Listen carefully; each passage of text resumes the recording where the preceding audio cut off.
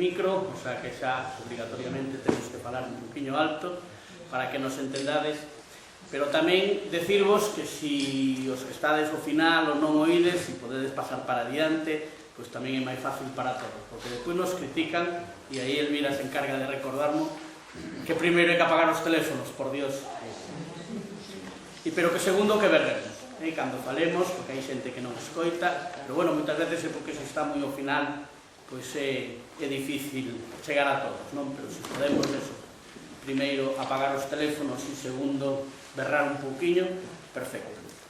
Beso con vos. Vale, pois boa tarde a todas e a todos. Imos dar comenzo á segunda conferencia, que como me gusta decir sempre será a número 149.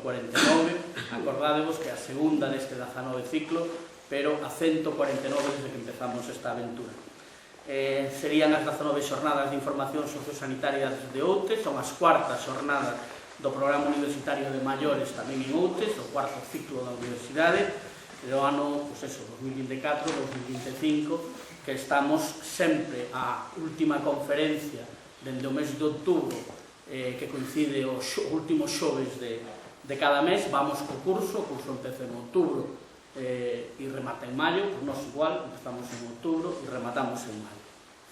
Agradecer, como sempre, ao Concello de Outes, ao Centro Social, ao Centro de Saúde, á Universidade de Santiago de Compostela, a Asociación Cultural Terra de Outes. Sempre digo que as conferencias todas que se producen aquí, que facemos aquí, están todas en YouTube, a través da Asociación Cultural Terra de Outes. Están aí, grazas a Vicente, que, como sabedes, pues bueno, despois cando se as preguntas, sempre vai a preguntarle primeiro.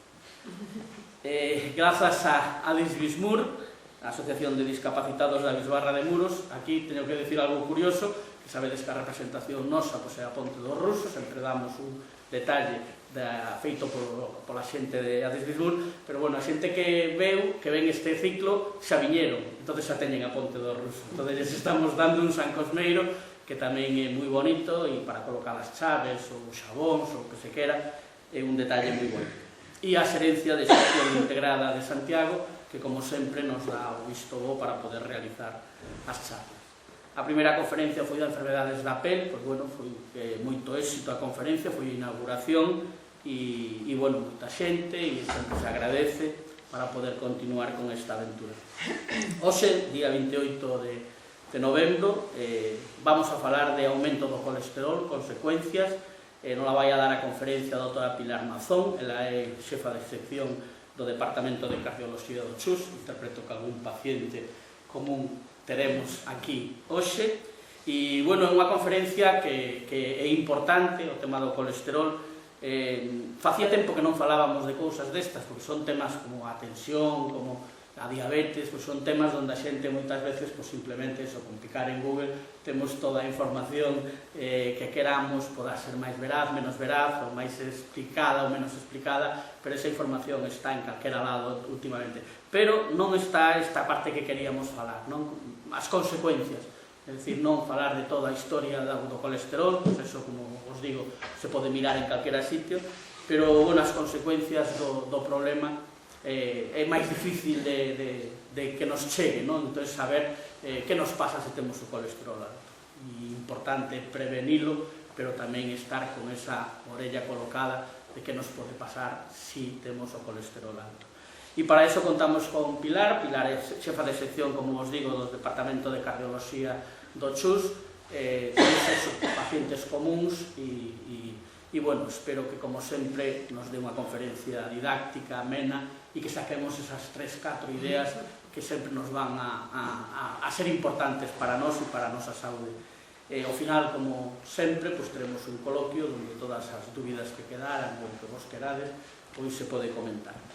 Sin máis, dándovos as gracias a todas e a todos, por suposto, por estar aquí. Grazas por apagar os teléfonos, grazas por poder facer que isto continue. Xa vos deixo con Pilar.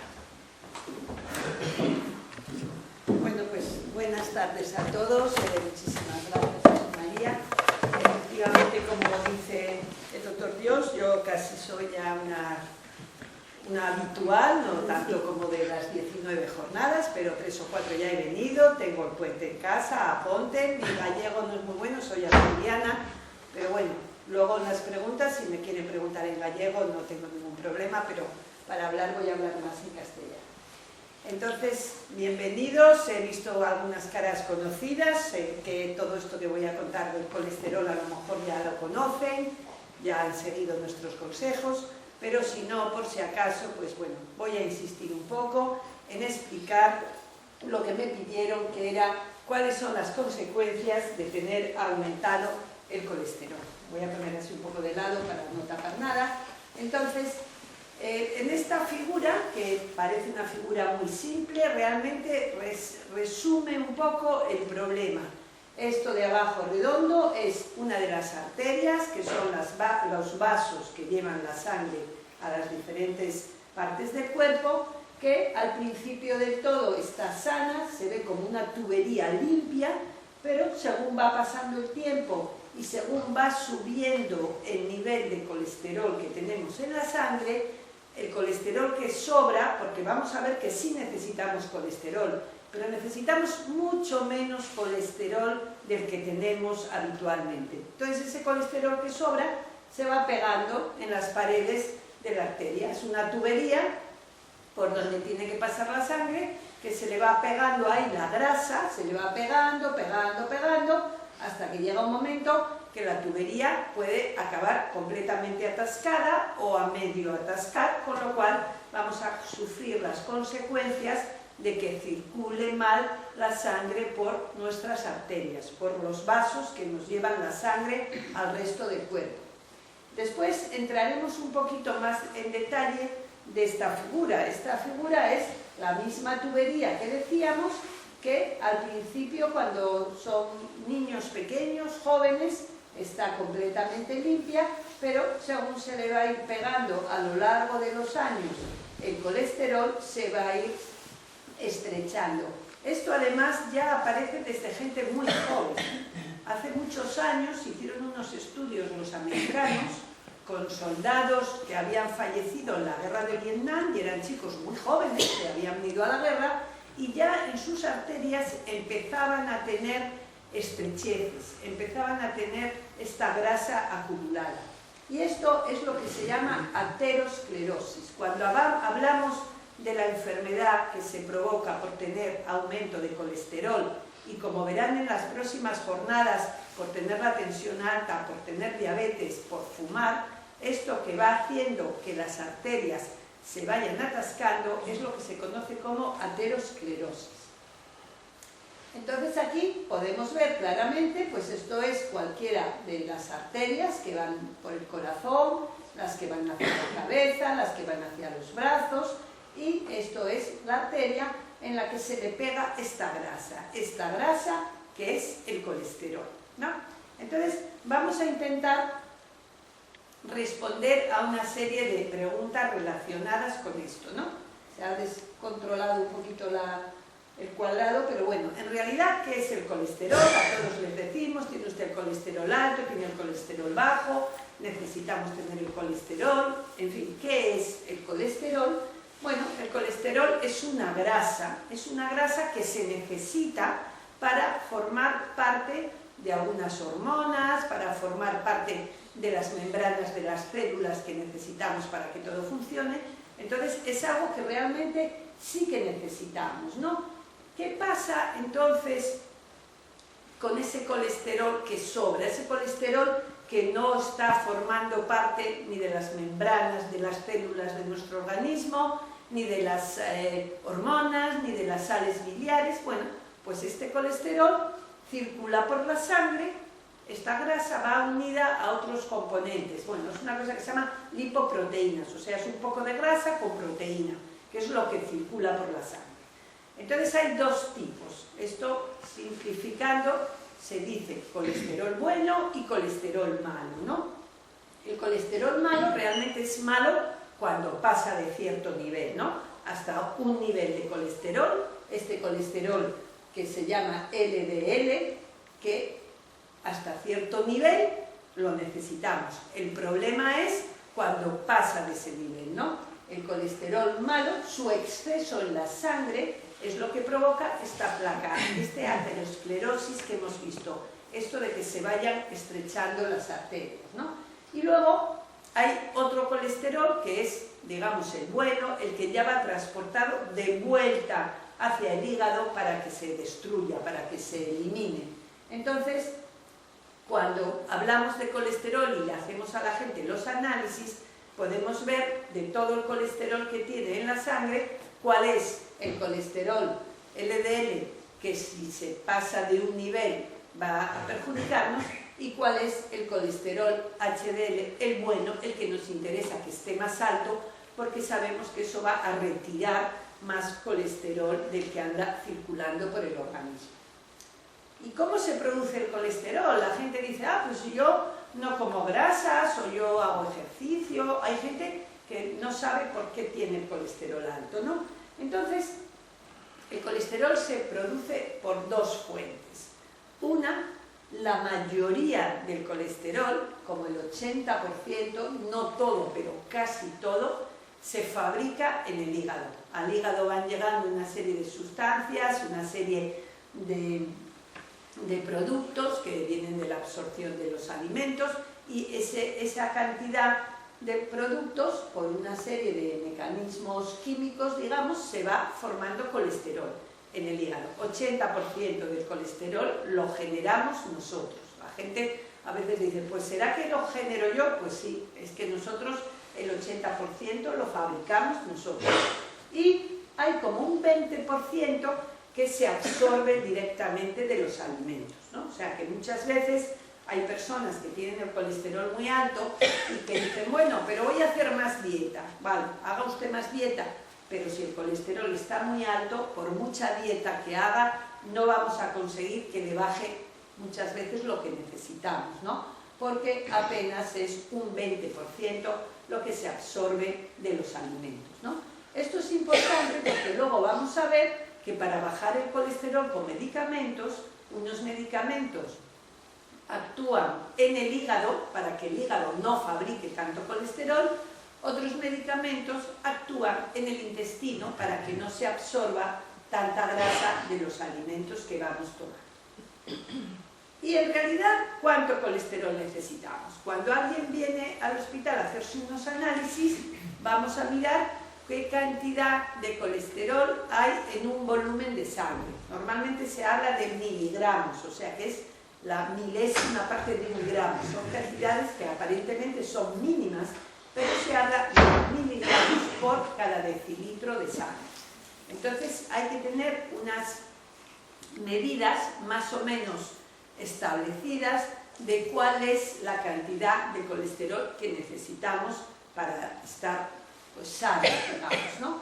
Entonces, un poco en mujeres y en hombres, la cifra de colesterol total que nos interesa tener en condiciones normales, personas sanas, es, como dice aquí, hasta 200, pero no pasa nada por tener 125, incluso mejor, ¿no?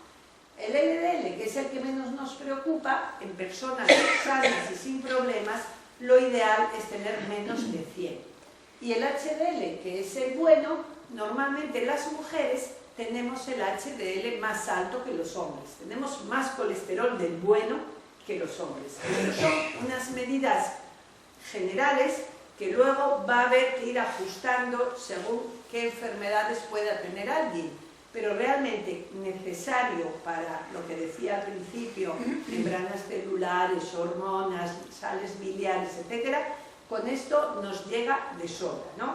A veces hacen estudios en los niños recién nacidos, tienen el colesterol bajísimo. A veces hacen estudios en tribus que viven, hace poco había un estudio que habían hecho en unas tribus que vivían por el Amazonas, en una situación completamente alejada del mundo industrializado que tenemos nosotros, y eran poblaciones que no enferman del corazón, y no enferman del corazón porque no tienen aterosclerosis, y no tienen aterosclerosis porque tienen el colesterol muy bajo y hacen una vida pues muy sana, sobre todo en el ejercicio y sobre todo en la alimentación. Entonces, ¿qué pasa si aumenta el colesterol? Este es el problema fundamental. Porque bueno, si es solamente que está alto en la sangre, bueno, pues bien, no duele, ¿eh? Inicialmente, tener el colesterol alto no duele, inicialmente.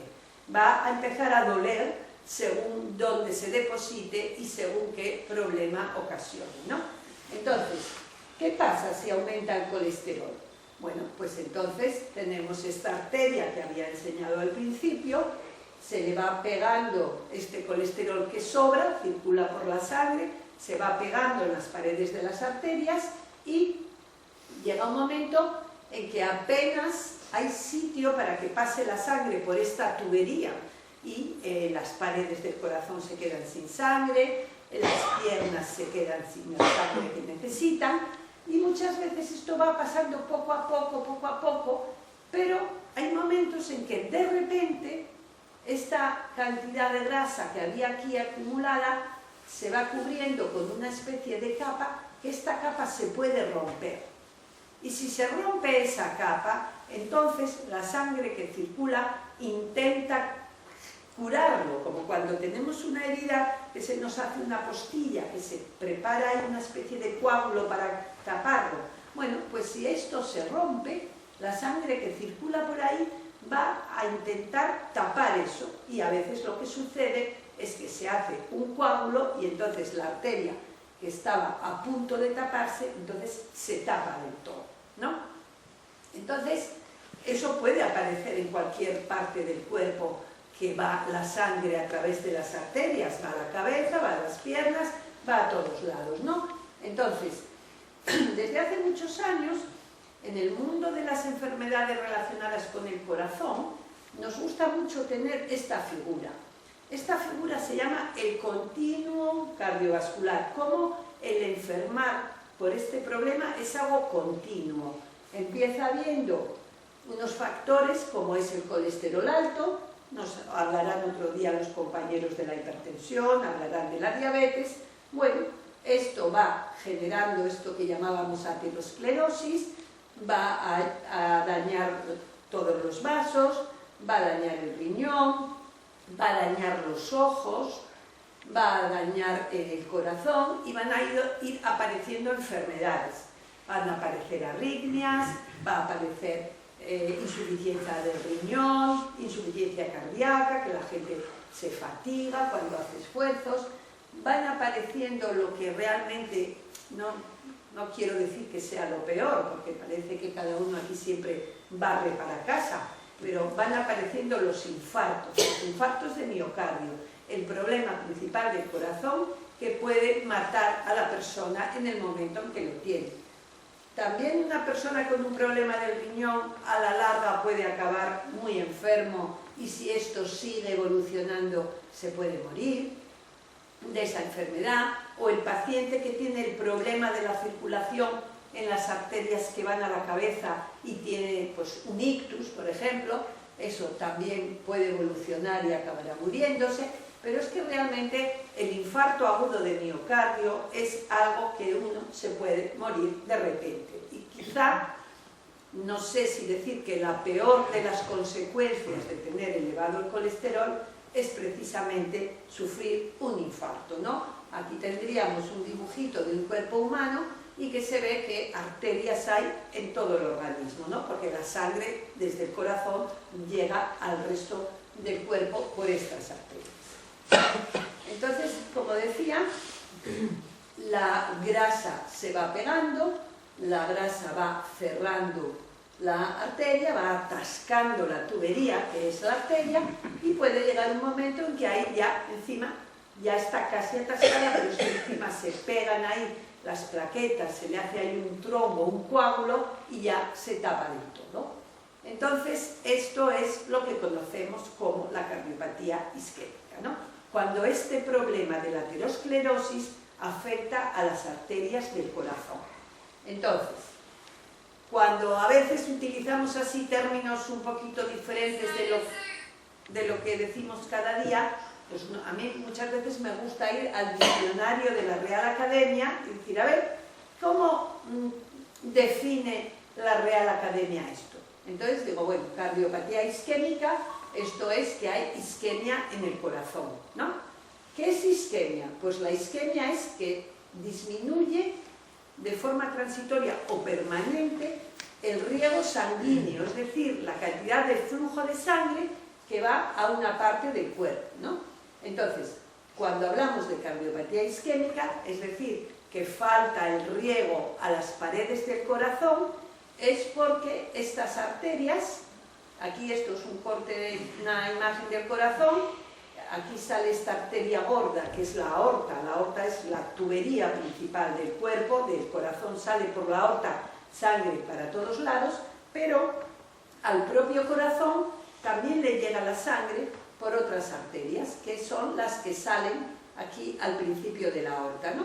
Una va para acá, otra para acá, y estas arterias se llaman arterias coronarias. Se llaman arterias coronarias porque es como una corona que rodea al corazón. Entonces, cuando la isquemia, cuando la aterosclerosis, el colesterol se ha ido pegando a estas arterias, es cuando va a faltar el riego en las paredes del corazón. ¿Y esto cómo se caracteriza? ¿Qué es lo más llamativo, por lo que tenemos que estar absolutamente alertas si alguien tiene la enfermedad de la cardiopatía isquémica? Bueno, pues aquí es cuando aparece lo que se conoce como angina de pecho. Angina de pecho es el nombre que recibe el dolor de pecho si este dolor se debe a la isquemia. A veces el dolor del pecho se debe pues a que uno tiene una pericarditis, por ejemplo, que es una inflamación del pericardio, o se debe a que uno tiene una válvula un poco atascada y también le duele. No, pero cuando duele porque hay isquemia, cuando duele porque falta el riego en las paredes del corazón, esto se llama angina de pecho. Se llama angina de pecho, ya antiguamente, ahora ya casi no se usa, pero hace años, y hablo de 200 años atrás, casi todo en medicina tenía nombres en latín, ¿no? Los médicos antiguos iban describiendo enfermedades, describiendo síntomas y les ponían nombres en latín. Y esto se llamaba angor pectoris. Y angor, que ahora se dice angina, es por la sensación de angustia que provoca. Cualquier persona que haya tenido un infarto sabe que el dolor puede ser más o menos intenso. A veces es fuertísimo y otras veces no. Pero la mayoría de las veces se acompaña de mucha angustia, de sensación de que me muero. O sea, me puede doler, pero el problema no es solo el dolor. El problema es la angustia que acompaña al dolor. Y bueno, en esta figura de esta persona se ve en rojo la zona donde realmente se localiza más el dolor. La gente a veces dice, me pincha, tengo picadas, me van de un lado, me van a otro. Eso no es una angina de pecho. Una angina de pecho es aquí, en el centro, oprime, aplasta. Hay quien dice, me pasó un camión por encima, me pisa un elefante. O sea, es una sensación totalmente de peso. Y normalmente es aquí en el medio, pero a veces se va hacia el lado izquierdo y a veces se va hacia la mandíbula. Alguna vez nos han mandado pacientes a consulta de cardiología que primero habían ido al dentista. Y habían ido al dentista porque les dolía la mandíbula. Y a veces es este problema, ¿no? Puede durar más o menos rato, pero si dura mucho tiempo, si la falta de riego se mantiene seguida más de 30 minutos, esas células del corazón a las que no les llega el suficiente aporte de sangre, se mueren. Se muere parte del músculo del corazón y eso es lo que llamamos infarto. O sea que la angina realmente es el tipo de dolor y el infarto es la muerte de las células a las que no les llega el riego el tiempo que nosotros estamos sintiendo que falta el riego en el corazón. Es importantísimo hacer un electrocardiograma, lo primero de todo, cuando alguien tiene un dolor. Cuando alguien llega a urgencias del hospital o llama al 061 que vaya a su casa porque tiene un dolor muy fuerte en el pecho, le tienen que hacer un electrocardiograma lo primero, porque el electrocardiograma muchas veces es la clave para poner en marcha el sistema de urgencia que nos va a permitir muchas veces salvar la vida del paciente y otras veces a lo mejor no corre tanto peligro su vida, pero si el infarto es muy grande, si la parte del corazón que llega a morirse es muy grande, ese músculo se va a convertir en una cicatriz y esa cicatriz se va a contraer con menos fuerza y es cuando a las personas luego les falta la fuerza, su corazón empieza a tener lo que se conoce como insuficiencia cardíaca. O sea que a veces actuar a tiempo, por un lado puede salvar la vida del paciente, pero por otro lado también puede salvar lo que llamamos músculo cardíaco, ¿no? Cuando vienen los pacientes a urgencias, a veces también, y luego en las otras consultas, se les hacen ecografías, esto aparece y desaparece, pero bueno, son pruebas que muchos de ustedes conocen, que se hace para ver cómo se mueve el corazón, si hay alguna zona en la que esté faltando la fuerza. Entonces, si sospechamos que hay un problema en las arterias del corazón, si sospechamos que se han ido atascando porque el colesterol alto sobrante se ha ido depositando dentro de la arteria, queremos ver esas arterias, queremos ver esos vasos cómo se rellenan. Entonces, bueno, la prueba más habitual es esta prueba que se llama coronariografía. El cateterismo cardíaco que siempre decimos. Un cateterismo es meter un tubito que normalmente ya se mete por aquí por el brazo, se va con el tubito hasta el corazón, a través de ese tubito se inyecta un contraste y a rayos X vemos cómo se rellenan las arterias, ¿no? Teníamos esta imagen de lo que es un corazón y aquí vemos cómo se rellena una arteria que va hacia el lado derecho, que es la coronaria derecha, y aquí una arteria que va hacia el lado izquierdo, que es la coronaria izquierda. Entonces, en estas figuras, la verdad, se rellenan bastante bien, no vemos ninguna zona que esté muy atascada. Pero en cambio, otras veces, y aquí se ve un poco peor la imagen, pero otras veces vemos que empieza a llenarse la arteria con el contraste y de repente deja de verse arteria. ¿Por qué? Porque esta zona está completamente atascada. Y si esto se mantiene mucho tiempo, pues toda la parte del corazón que depende de que le llegue la sangre por estos vasos, pues va a sufrir la isquemia y la isquemia mantenida va a matar el músculo del corazón, ¿no? Entonces esto es lo que llamamos el infarto. Hay también otras formas de ver las arterias, ¿no? Ahora se está haciendo cada vez más esto que se llama tomografía computarizada. Esto es un TAC, esto es un escáner. Esto también nos permite ver las arterias, solo que es más sencillo porque no hay que andar metiendo cables ni hay que andar metiendo cosas al corazón. Simplemente se pone un poquito de contraste en la vena y se hace un escáner que algunas personas de ustedes que les habrán hecho alguna vez un escáner de pecho, de la cabeza o de la pierna, de cualquier sitio, bueno, es como una radiografía un poquito más sofisticada, digamos, pero no tiene ningún riesgo que cuando hacemos un cateterismo, aunque poco riesgo, a veces sí que hay que tener cuidado cuando se meten estos catéteres, no vaya a haber alguna complicación que pueda pues perforar alguna arteria o algo. Es muy raro, pero por eso una cosa se llama estudios invasivos, porque les estamos metiendo cosas a las personas, y esto se llama estudio no invasivo, que es como hacer una radiografía. Entonces lo que sí que decía que es muy importante es esto. Cuando alguien sospecha que tiene un infarto porque tiene ese dolor fuertísimo en el pecho, el tiempo es músculo, el tiempo es corazón, el tiempo es vida en esto, ¿no? Hay muchas cosas que el tiempo realmente si pasa mucho tiempo, va en contra de que las cosas salgan bien, pero aquí desde luego esto es lo primero de todo, ¿no? Entonces, bueno, hay que hacer todo muy rápido.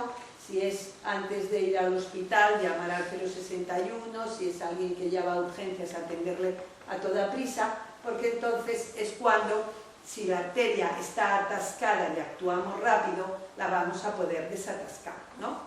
Esto sería una arteria, que es la coronaria derecha, que antes había enseñado. Alguien que viene con un dolor muy fuerte, le hacemos un electro, vemos que está la cosa muy mal y de forma urgente se hace el cateterismo. Se rellena la arteria y de repente aquí vemos que ya no pasa más, que está aquí atascada. Bueno, pues se mete así un alambre muy fino y después se vuelve a través de este alambre, ya vemos cómo se ha ido consiguiendo atravesar ese stop, ese atasco, y luego ya vemos cómo se rellena del todo. Y en esta zona, que era donde se había atascado, aquí dentro se pone una cosita pequeña que se llama un stent, que esto es lo que es un stent. Un stent es un muelle como esos muelles que hay de los bolígrafos. Bueno, pues entonces en la arteria que teníamos atascada pasamos el alambre lleva un globito y encima del globito está el muelle. Todo esto entra en la arteria plegado, se coloca donde estaba la arteria muy cerrada, se hincha ese globito, se infla para que el muelle se abra y después se deshincha el globito, se retira el globo y el cable y queda este muelle. Este muelle, que se llama stent, que ya queda dentro y queda abriendo la arteria para siempre, ¿no? Entonces, el paciente había venido con su infarto porque el colesterol le había ido atascando la arteria, lo cogemos a tiempo y lo conseguimos resolver. Bien, ha salvado la vida, hemos conseguido que esto no le ocasione un daño muy grande al corazón, pero claro, lo importante ahora mismo es que esto no le vuelva a pasar, ¿no? A veces no es suficiente poner esto de los muelles y algunas personas recurrimos a operaciones de estas ya a corazón abierto, de poner bypasses, poner puentes por encima de donde estaban las arterias atascadas. Ya sea que le hemos puesto stents o ya sea que le hemos tenido que poner bypasses, aquí lo importante es que esto no vuelva a pasar. Y para que esto no vuelva a pasarle, entonces entramos ya en un escenario que se llama prevención secundaria. Ya ha tenido el problema y tenemos que evitar que le vuelva a pasar. Y para esto tenemos que tener unas medidas que son medidas de estilo de vida que se llaman, y luego unos medicamentos que controlen esto que habíamos dicho del colesterol, la tensión, la diabetes, etcétera, ¿no? Ahora la mayoría de los pacientes, cuando ingresan en el hospital, que tienen un infarto, que les operan, etcétera, se les ofrece unos programas que se llaman de rehabilitación cardíaca. Aquí no solo se trata de que el paciente vaya a hacer ejercicio 3 días a la semana durante un par de meses o 3, sino que en esos programas de rehabilitación cardíaca se da mucha formación e información de cómo hay que hacer la dieta, del ejercicio que se puede hacer, apoyo psicológico porque muchas personas lo pasan mal después de un infarto, apoyo para dejar de fumar, que dejar de fumar sin ninguna razón, motivo o apoyo es muy difícil. Y después, bueno, pues hay una serie de medidas que hay que cumplir, como es tener el colesterol, que luego vamos a ver, malo. Habíamos dicho que con 100 de colesterol del malo teníamos de sobra. Si alguien ya ha tenido un problema a consecuencia de tener el colesterol alto, ya no nos vale que se quede con 100. Vamos a pedir que tenga mucho más bajo, porque sabemos que ese colesterol ya le ha hecho mucho daño. La presión arterial, no voy a hacer, como dicen ahí, spoiler, porque va a venir el doctor Pose a hablar de la presión arterial. La diabetes, va a venir el doctor Martínez Olmos a hablar de la presión arterial. Y luego lo que sí, cuando se ponen estos muelles o estos bypasses, los pacientes tienen que tomar una cosa tipo aspirina durante toda la vida para que eso no se vuelva a tapar. Pero claro, hemos tenido un infarto o una persona ha tenido un infarto y claro, eso es prevención secundaria. Estamos llegando muy tarde, necesitamos tener medidas, necesitamos saber qué podemos hacer para estar protegidos, para que no nos pase eso, ¿no? Si nos ha pasado, mala suerte. Vamos a intentar que no nos vuelva a pasar, pero también es importante que no pase ni una primera vez, ¿no? Entonces, ¿cuánto tenemos que reducir el colesterol para estar protegidos, ¿no? Aquí, cada cierto tiempo, las asociaciones científicas pues publican unas guías, unas recomendaciones, unos documentos, después de estudiar miles y miles de pacientes, para decidir cuándo hay que hacer las cosas, cómo hay que hacerlas, etc., ¿no? Entonces, cuando hablamos del colesterol LDL, bueno, pues una persona joven, sana, que no tenga ningún problema, bueno, puede ser aceptable que tenga hasta 116.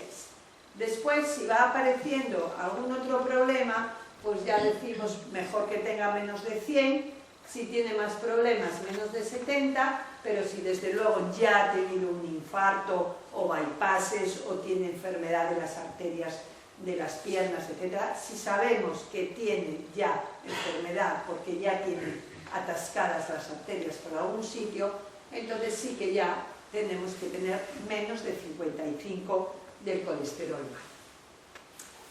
Se hacen muchísimos estudios en España a ver si realmente estamos haciendo las cosas bien, porque como luego vamos a ver, hay muchos medicamentos y medicamentos muy eficaces y muy potentes. Y la gente, yo creo que todos llevamos muchos años oyendo hablar de lo malo que es el colesterol, ¿no? El colesterol fuera de un nivel. Entonces, por ejemplo, es un estudio que se ha hecho hace un par de años, que se llama el Observatorio de las Dislipemias. Dislipemia es tener los lípidos descontrolados, concretamente tener el colesterol alto, ¿no? Y bueno, se fueron comparando las diferentes regiones de España a ver cómo tenía la gente el control del colesterol. Y bueno, en Galicia estamos en una postura más o menos intermedia comparadas con otras comunidades, ¿no? Casi la mitad de las personas tienen el colesterol en lo que dicen las recomendaciones. Aquí se vio gente que había tenido infartos, gente que no había tenido, gente con diferentes niveles de riesgo de tener enfermedad. Bueno, los mejores, como para muchas otras cosas, son los navarros, que tienen hasta el 65% controlado, y los peores creo que son los de Castilla-La Mancha y Mallorca y Murcia. Estos son los que peor controlados están. En Galicia estamos ahí un poquito en el medio. Vale, entonces si es tan malo el colesterol, ¿cómo lo podemos bajar? Porque espontáneamente, aunque sabemos que 100 de colesterol LDL es suficiente, en la sociedad en la que vivimos, con el tipo de vida que hacemos, que la gente es más sedentaria, que la gente tiene más sobrepeso, que las comidas muchas veces son más comidas rápidas, comidas menos sanas, bueno, la mayoría tienen o tenemos el colesterol por encima de lo que necesitamos. Entonces, para bajarlo, eso sí, pastillas y medicamentos tenemos un montón. Tenemos un montón, empezando. Hay pastillas que son pastillas de tomar cada día, sobre todo las famosas estatinas, que son en las que me voy a parar un poco. Pastillas de tomar cada día. Hay unos medicamentos muy nuevos que son unas inyecciones que se ponen debajo de la piel, como cuando se ponen las heparinas o la insulina, que se ponen una vez cada 15 días. Hay otras que se ponen una vez al mes, pero es que ahora ya hay otras que se ponen una vez cada 6 meses, ¿no? O sea que realmente personas que no son a lo mejor muy cumplidoras, que tomar pastillas todos los días a veces se olvidan, bueno, empieza a haber otras posibilidades. De momento, estos que hay de poner una inyección cada 15 días, un mes o cada 6 meses, son unos medicamentos carísimos, pero cuando digo carísimos estoy hablando de miles de euros, y no se les da a todo el mundo, se les puede poner a personas que tienen algunas enfermedades familiares o que tienen a veces el colesterol imposible de controlar a pesar de las demás medicinas, ¿no? Y además, cada medicamento de estos actúa en diferentes sitios, ¿no? Habíamos dicho que el 80% del colesterol se fabrica en el hígado y el 20% se absorbe de los alimentos, entonces tenemos medicamentos que actúan, unos haciendo que se fabrique menos colesterol en el hígado. Son estas estatinas tan famosas, y ahora hay algún otro nuevo, ácido bempedoico, pero realmente el pilar, digamos, la base para que el colesterol baje, desde luego, son las estatinas. Luego hay otro medicamento que se llama ezetimibe, que hace que se absorba menos colesterol de los alimentos. Entonces esto muchas veces se combinan los dos, porque así, actuando por dos mecanismos, se complementan. Por un lado, se fabrica menos colesterol y por otro lado, se absorbe menos colesterol. Y luego aquí están estos que decía yo que son tan súper carísimos, que son unas inyecciones, que estos lo que hacen es ayudar a eliminar el colesterol. O sea, que unos hacen que se fabrique menos, otros hacen que no se absorba y otros eliminan el colesterol de la sangre, ¿no? Entonces, bueno, medicamentos desde luego hay muchos. Y sabemos además que estos medicamentos son muy eficaces. Concretamente las estatinas han sido estudiadas en cientos de miles de personas en todo el mundo, ¿no? Unas veces se habla de lo que es prevención primaria, es decir, personas que no han tenido todavía enfermedad manifiesta. Y se ve como cuanto más bajo sea el colesterol, que es esta línea de aquí, menos problemas cardiovasculares, que sería esto, tiene. Y después se han estudiado esta raya azul en prevención secundaria, pacientes o personas, pacientes que ya han tenido su infarto, se les da estatinas y aquí se ve además cómo se baja de una manera absolutamente proporcional y directa. Cuanto más se baja el colesterol, menos problemas van a aparecer, ya sea un primer problema si hablamos de prevención primaria o un problema repetido si hablamos de prevención secundaria.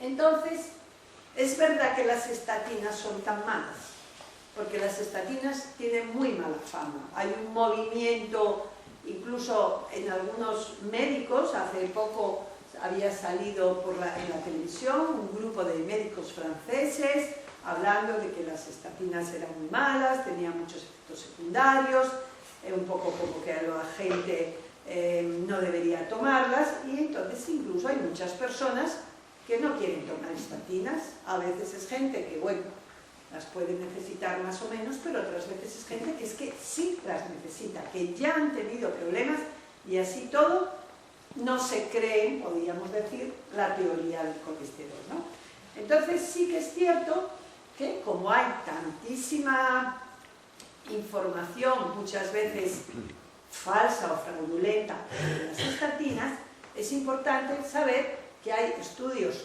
científicos y publicados en revistas absolutamente rigurosas, como por ejemplo esto. Esto es una publicación de la Sociedad Europea de Cardiología.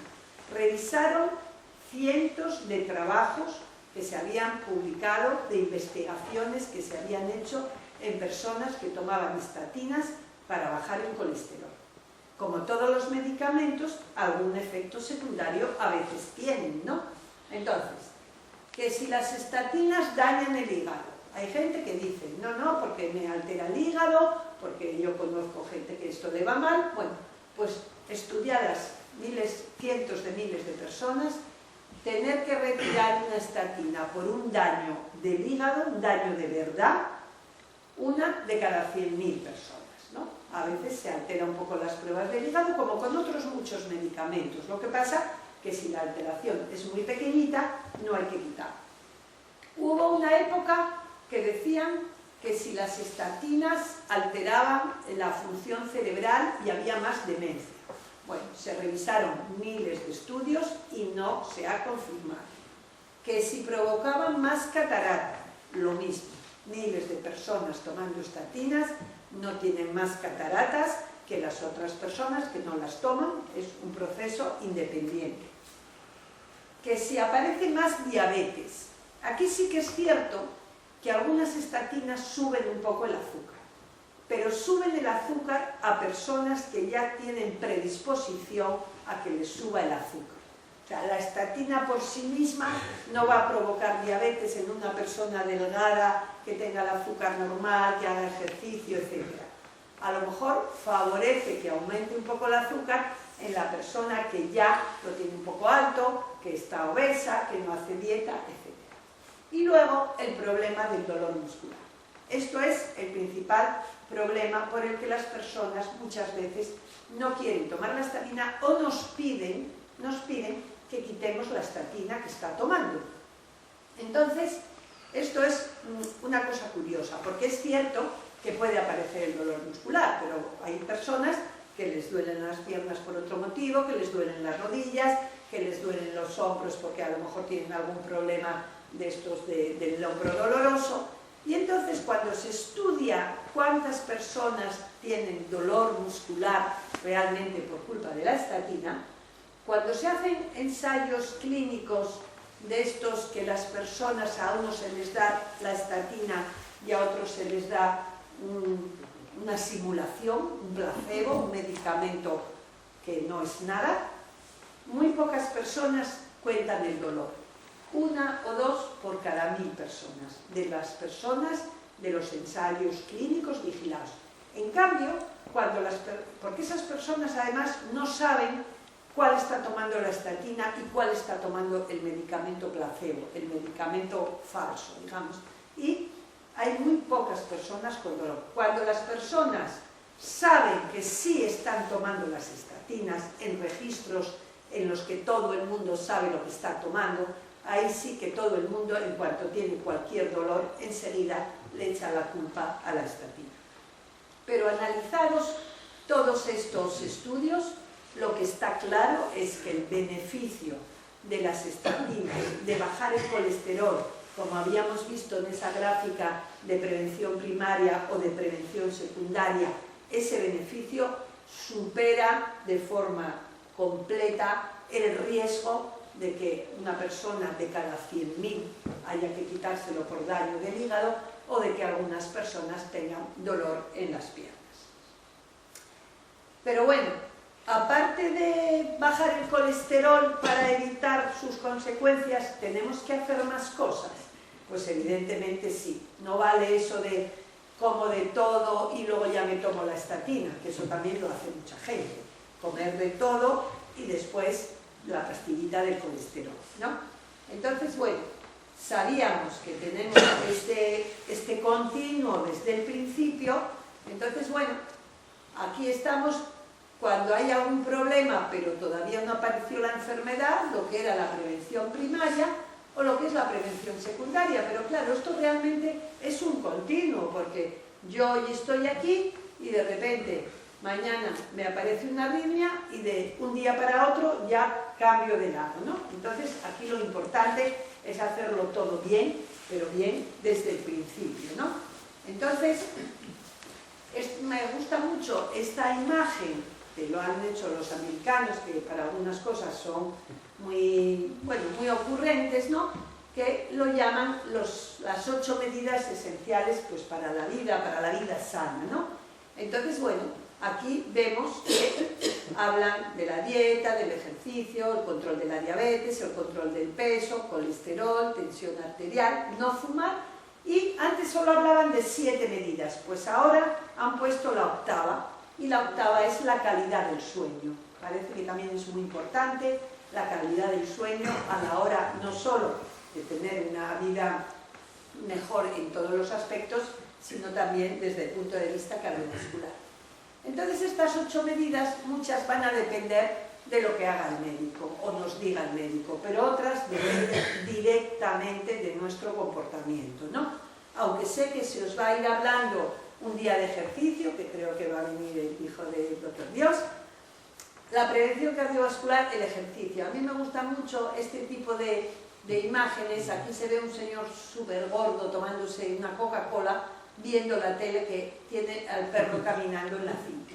En vez de sacar a pasear al perro a la calle, pone al perro a pasear en la cinta, que muchas personas tienen en su casa cintas que nadie usa, ni siquiera el perro, pero este señor por lo menos. O esta otra, que son un grupo de personas que van a un gimnasio hay este tramo de escaleras y todos suben por la escalera mecánica. O sea, que también ya es que hay que tener, ¿no? Y luego, bueno, esta típica imagen de cómo hemos ido evolucionando desde el hombre primitivo, cazador, etcétera, a esta típica imagen del americano, ¿no? Y una cosa que es muy importante es que, bueno, nosotros insistimos mucho, pero ya hay quien dice, muchos habrán oído hablar alguna vez al doctor Valentín Fuster, que es un cardiólogo español que vive en Estados Unidos, que muchas veces dice que, bueno, que los adultos podemos decir, hacer lo que sea, pero que si no empezamos en los niños, desde luego esto no tiene futuro, ¿no? Entonces, bueno, yo recuerdo cuando yo era niña, que además, aunque vivía en una ciudad, al lado de mi casa había un prado, y nos pasábamos el día en el prado, pues eso, con la pelota, con la comba, etcétera, y ahora los niños pues se pasan el día sentados en casa jugando con consolas, ¿no? Entonces, bueno, ahí es aquí donde hay que empezar. La dieta también depende de nosotros, ¿no? Decía de los americanos, pues los americanos, hay un restaurante en Las Vegas que se llama la parrilla del ataque cardíaco, ¿no? Esto es Heart Attack Free, la parrilla del ataque cardíaco. Y entonces, bueno, aparte de que no voy a decir cómo van vestidas las camareras, porque deberían de meter en la cárcel a los dueños, tienen en su menú esto que dice: el sabor compensa morirse, ¿no? Entonces tiene la hamburguesa simple, se llama hamburguesa bypass simple, o sea, como los bypasses que ponen a la gente de operar. El bypass simple, el bypass doble, el bypass triple o el cuádruple bypass. Porque cuando a alguien le operan del corazón, si le ponen 2 bypasses, se dice: usted tiene un doble bypass, y si le ponen 3, un triple bypass, y si le ponen 4, un cuádruple bypass, ¿no?